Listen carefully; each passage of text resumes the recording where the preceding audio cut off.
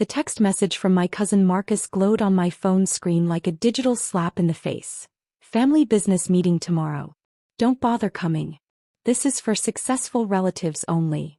I sat in my private office on the 50th floor of Sterling Tower, surrounded by floor-to-ceiling windows offering a panoramic view of Manhattan, and laughed. Below me, the bustling headquarters of Sterling International, the company I secretly owned, continued its daily operations. If only my family knew that their biggest client was actually run by their unsuccessful relative. The Sterling Group had been my family's white whale for years. A multi-billion-dollar corporation that kept Sullivan Enterprises, my family's company, afloat through its massive contracts. They worshipped Sterling like a golden goat, never knowing that I had built it from scratch under a different name. Miss Sullivan? My assistant's voice came through the intercom. The acquisition papers are ready for your review. Thank you, Sarah. And the meeting with Sullivan Enterprises tomorrow? Confirmed. They're expecting to meet with Mr. Sterling to discuss the contract renewal. I smiled, thinking about tomorrow's meeting. For 5 years, I'd maintained the fiction that Sterling International was run by a reclusive male CEO who never made public appearances. My family had built entire strategies around trying to please this mysterious figure, while treating me, their own flesh and blood, like a business failure. 5 years ago, when I tried to join Sullivan Enterprises with my fresh MBA from Wharton, my uncle, the CEO, had patted my head and suggested I start in the mail room. My cousin Marcus, already a VP thanks to nepotism, had laughed and said women weren't cut out for real business. So I left, using my inheritance from Grandma, the only one who believed in me, to start Sterling International. While they thought I was finding myself, or probably working retail, I was building an empire that would eventually become their company's lifeline. My phone buzzed again.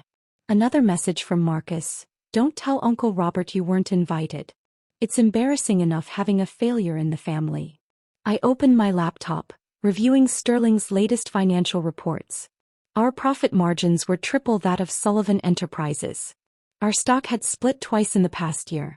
And tomorrow, during their precious family business meeting, they would learn that their biggest client had just acquired controlling interest in their company. Sarah, I called through the intercom. Is everything ready for tomorrow? Yes, Miss Sullivan. The lawyers have prepared all the documents. The board members have been notified of the change in ownership. And your family, they still have no idea. I stood up, walking to the window to look at the Sullivan Enterprises building in the distance. They thought they were having a simple contract renewal meeting with their biggest client. Instead, they would discover that the cousin they banned from business meetings now owned their company. One more thing, I added.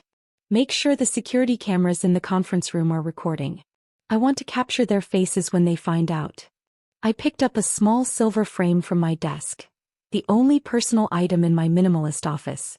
It showed my grandmother on the day she gave me my inheritance.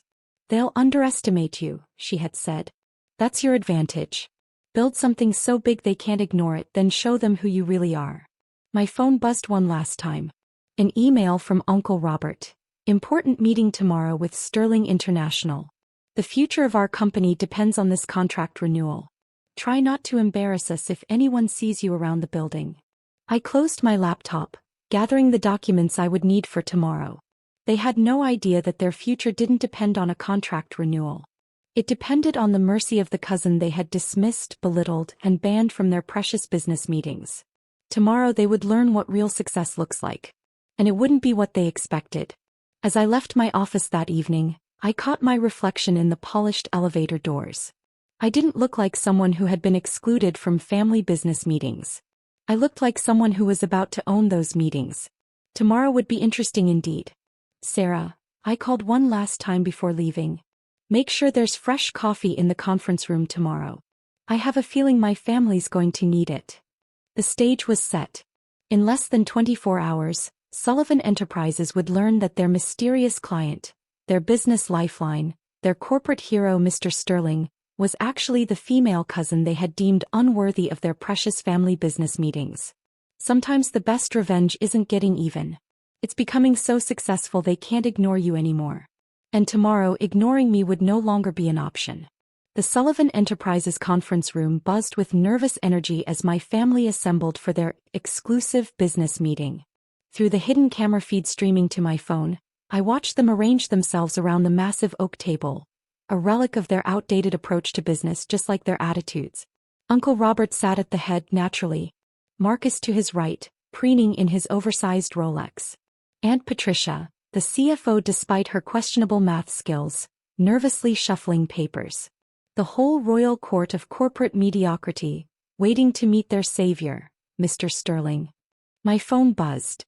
Marcus again, don't even think about trying to sneak in. Security has your photo. I smiled, adjusting my Chanel suit as my private elevator descended to the executive parking level. They had my photo all right, as the CEO of Sterling International, though they didn't know it yet. Miss Sullivan, my driver opened the car door. Sullivan Enterprises has confirmed the meeting. They're all waiting for Mr. Sterling. Perfect, I checked my watch. Right on schedule. The drive took exactly 7 minutes. Enough time to review the acquisition documents one last time. 5 years of careful planning had led to this moment. 5 years of watching them run their company into the ground while depending on Sterling's contracts to stay afloat. Through the lobby's glass doors, I could see the security guard who had thrown me out last year when I tried to attend a shareholders' meeting. He straightened up as I approached, not recognizing me in my executive attire. Sterling International, I stated coolly, holding up my CO badge. For the contract renewal meeting. Of course, ma'am. Top floor, they're all waiting for Mr. Sterling. Indeed they are, I murmured, stepping into the elevator. My phone streamed their conversation as I ascended. Uncle Robert, this meeting has to go perfectly. Sterling International represents 60% of our annual revenue. Marcus, don't worry, Dad. I've prepared a killer presentation. Aunt Patricia, thank God we didn't let Sarah mess this up. Can you imagine her in a meeting this important? The elevator doors opened silently. I could hear their voices now both through my phone and from the conference room down the hall. Taking a deep breath, I nodded to my legal team waiting in the wings and walked toward the door. Mr. Sterling should be here any minute, Uncle Robert was saying. Remember, this is about securing our future. I pushed open the double doors. The room fell silent. Marcus's mouth hung open mid-sentence. Aunt Patricia dropped her papers. Uncle Robert stood up so quickly his chair rolled backward. What are you doing here? Marcus found his voice first. This is a private meeting. I know, I smiled, taking my time to walk to the head of the table. That's why I'm here. Security. Uncle Robert reached for the phone. I wouldn't do that, I said calmly, placing my briefcase on the table. It might upset your biggest client. Confusion crossed their faces. Then shock as my legal team filed in behind me, carrying folders emblazoned with the Sterling International logo. What is this? Aunt Patricia whispered. I sat down in Uncle Robert's chair. He was still standing, frozen in disbelief. This, dear Aunt, is the contract renewal meeting you've been so anxious about. Though we should probably discuss the acquisition first. Acquisition. Marcus laughed nervously. What acquisition? I opened my briefcase, removing a thick document. The acquisition of Sullivan Enterprises by Sterling International. Effective as of. I checked my watch 20 minutes ago. The color drained from Uncle Robert's face. But Mr. Sterling doesn't exist, I finished for him. Never did. I'm the CEO and owner of Sterling International. Have been since I founded it 5 years ago. Impossible, Marcus sputtered. You're a failure.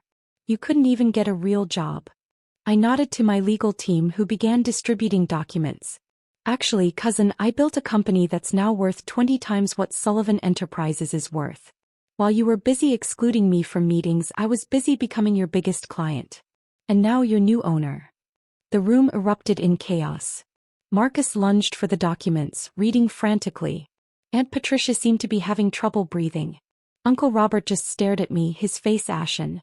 This is a joke, he finally said. You didn't. I pulled up Sterling International's financial records on the conference room screen. 5 years of growth. 3 international expansions. 2 successful IPOs. Oh, while you thought I was, what was it? Finding myself? As they stared at the numbers, the billions in revenue, the global reach, the innovation awards, I saw the moment reality finally hit them. The cousin they had banned from meetings now owned their company. The woman they had dismissed as a failure was now their boss. And the future they had been so worried about? It was sitting in their chair, smiling at their shocked faces. Now then, I said, opening my laptop. Shall we discuss the new direction of Sullivan Enterprises? I have some ideas about modernization that you might find interesting. The meeting was just beginning and I had 5 years of exclusion to address. This would be a very interesting discussion indeed. The next few hours unfolded like a masterclass in corporate restructuring, or perhaps poetic justice. As my legal team walked through the acquisition details, I watched my family's faces cycle through the stages of grief. Denial, anger, bargaining, depression, and finally, a very reluctant acceptance. This can't be legal, Marcus kept muttering, flipping through the documents for the 10th time. We would have known if Sterling was yours. I pulled up another screen. You mean like these board meeting minutes from last year? When you specifically said, and I quote, "We don't need to do due diligence on Sterling International. They're too big to worry about ownership structure." Aunt Patricia had stopped trying to argue and was now just staring at her calculator, repeatedly running numbers that wouldn't change. The Sullivan Enterprises stock had already jumped 40% since the announcement of the acquisition, ironically making my family richer. On paper at least. The employees, Uncle Robert finally spoke, his voice hoarse. What happens to them? Interesting that you're asking about them now, I replied, opening another file.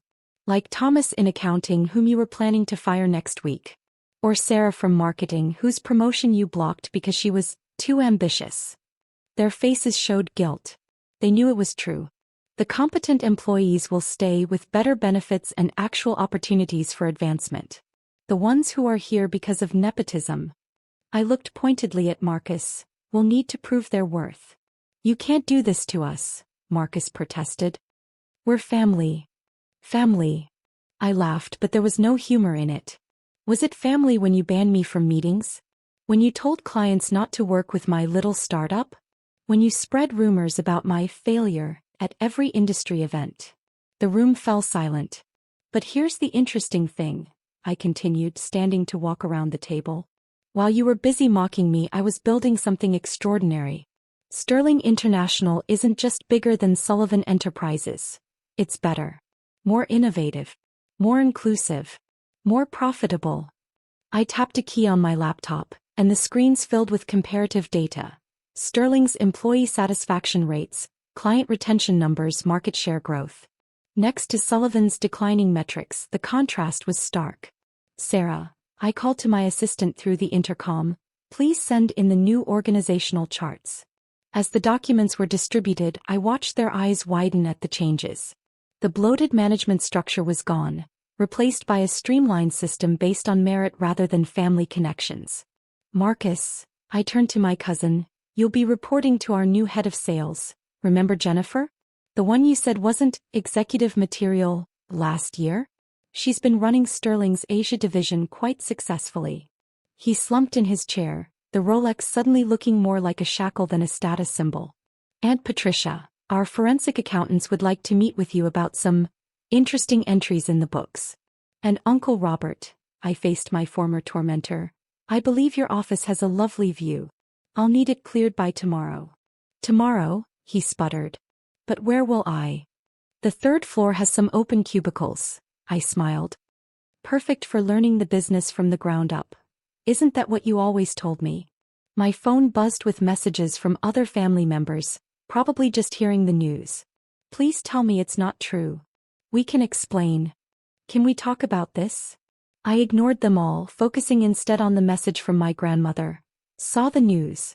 They never saw you coming, did they? So proud of you, sweetheart. One last thing, I announced to the shell-shocked room. The company name will be changing. Sterling Sullivan has a nice ring to it, don't you think? Though eventually we'll probably drop the Sullivan part entirely. As my legal team began wrapping up, I picked up my briefcase and headed for the door. But I paused, turning back one last time. Oh, and Marcus? About those family business meetings? They're still happening, every Monday at 9 a.m. Don't bother coming. They're for successful relatives only. The door closed behind me with a satisfying click, leaving them to contemplate their new reality. Through the glass I could see them sitting there, still stunned, while outside their windows the city skyline sparkled with possibility. My assistant fell into step beside me. The press is waiting for a statement about the acquisition. And the employees are gathering in the lobby. Perfect, I smiled, heading for the elevator. It's time to show everyone what the future looks like. In the lobby, hundreds of employees waited nervously, wondering what the acquisition meant for them. As I stepped up to the podium, I saw hope in their eyes. Hope that maybe finally things would be different. Good afternoon, I began. I'm Sarah Sullivan, CEO of Sterling International and your new chief executive. Some of you may know me as the cousin who wasn't allowed in meetings. Others might remember me as the woman who was told to start in the mailroom. Today, I want to tell you about my vision for this company's future. As I outline my plans for modernization, equal opportunity, and merit-based advancement, I caught sight of my family watching from the conference room above. They had underestimated me for the last time. Sometimes success isn't about getting revenge. It's about proving that the people who dismissed you were wrong all along. And sometimes, the best way to handle being banned from meetings is to buy the company and run them yourself.